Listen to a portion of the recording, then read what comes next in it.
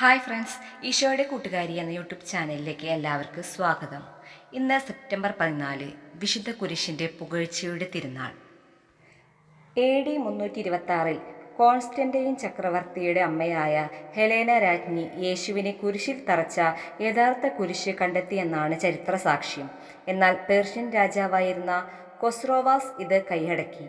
AD 629 ഹെരാലിയസ് ചക്രവർത്തി ഈ വിശുദ്ധ വസ്തു വീണ്ടെടുത്ത് ജെറുസലേമിൽ കൊണ്ടുവന്ന് കാത്തുസൂക്ഷിച്ചു. പിടിച്ചെടുത്ത കുരിശ് സ്വന്തം തോളിൽ ചുമന്നുകൊണ്ടാണ് ഹൊറാലിയസ് ചക്രവർത്തി കാൽവരിയിലേക്ക് നീങ്ങിയത്. വിലയേറിയ വസ്ത്രങ്ങൾ ധരിച്ച് വിശേഷ രത്നക്കല്ലുകൾ പതിച്ച ആഭരണങ്ങളും അണിഞ്ഞാണ് ചക്രവർത്തി കുരിശ് ചുമന്നത്. കാൽവരിയുടെ കവാടത്തിലെത്തിയപ്പോൾ ഒരു അതിശയകരമായ സംഭവം ഉണ്ടായെന്നാണ് ചരിത്രകാരന്മാർ പറയുന്നത്. എത്ര ശ്രമിച്ചിട്ടും ചക്രവർത്തിക്ക് മുന്നോട്ട് നടക്കാൻ സാധിക്കുന്നില്ല. അത്ഭുതപ്പെട്ട് നിന്നിരുന്ന ചക്രവർത്തിയോട് ഈ സമയം ജെറുസലേമിൻ്റെ ബിഷപ്പായിരുന്ന സക്കറിയാസ് ഇങ്ങനെ വിളിച്ചു പറഞ്ഞു: അല്ലയോ സർവാധികാരിയായ രാജാവേ, യേശുവിൻ്റെ കുരിശ് യാത്രയിലെ വേഷവും അങ്ങയുടെ വിജയശ്രീലാളിത ആഭരണങ്ങളും തമ്മിൽ എന്ത് ചേർച്ചയുണ്ടെന്ന് ചിന്തിക്കുക. കാര്യം ഗ്രഹിച്ച ചക്രവർത്തി ഉടൻ തന്നെ അനുതാപസമാനമായ വേഷം ധരിച്ചു കഴിഞ്ഞപ്പോൾ യാത്ര തുടരുവാൻ സാധിച്ചുവെന്ന് പറയപ്പെടുന്നു. കുരിശുദ്ധാരണ തിരുനാൾ, കുരിശുയർത്തൽ തിരുനാൾ, വിശുദ്ധ കുരിശിൻ്റെ തിരുനാൾ, വിശുദ്ധ റൂഡ് തടി തിരുനാൾ, റൂഡ് തടി കുർബാന തിരുനാൾ എന്നിങ്ങനെയെല്ലാം ഈ ദിനം വിളിക്കപ്പെട്ടിരുന്നു.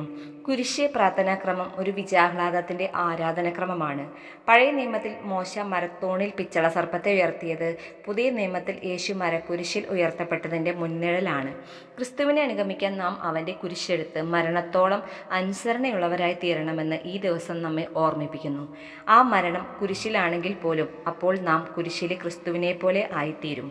കർത്താവിൻ്റെ കുരിശ് എല്ലാ അനുഗ്രഹങ്ങളുടെയും ഉറവയാണ്, എല്ലാ വരങ്ങളുടെയും കാരണവുമാണ്. ഈ കുരിശ് വഴി വിശ്വാസികൾ ബലഹീനതയിൽ ശക്തിയും അപമാനത്തിൽ മഹത്വവും മരണത്തിൽ ജീവനും കണ്ടെത്തുന്നു. മനുഷ്യവർഗത്തെ പാപത്തിൽ നിന്ന് രക്ഷിക്കുവാനും ദൈവത്തോട് പരസ്പരം രമ്യപ്പെടുത്തി ദൈവിക ജീവൻ പ്രദാനം ചെയ്യുവാനും ഈ കുരിശ് നമ്മളെ സഹായിക്കുന്നു.